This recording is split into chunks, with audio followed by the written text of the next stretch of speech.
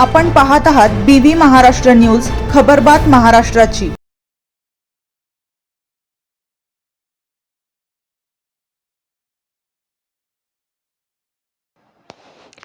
पिंपळगाव घाडगा येथील पांडवकालीन महादेव मंदिरात माजी खासदार हेमंत गोडसे यांनी घेतला दर्शनाचा लाभ।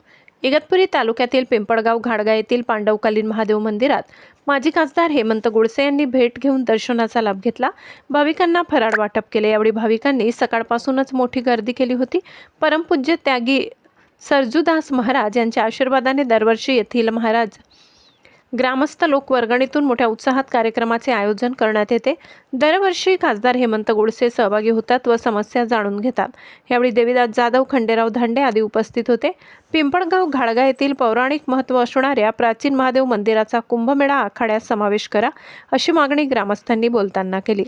महाशिवरात्रीनिमित्त रात्री ग्रामस्थ भजनी मंडळाच्या वतीने भजनाचा कार्यक्रम झाला। पहाटेपासूनच पांडवकालीन महादेव मंदिरात यथोचित पूजा आरती झाली। सागर शिंदे, स्वाती या दाम्पत्यांना पूजेचा मान मिळाला। अनेक भाविक महादेवाच्या चरणी नतमस्तक झाले।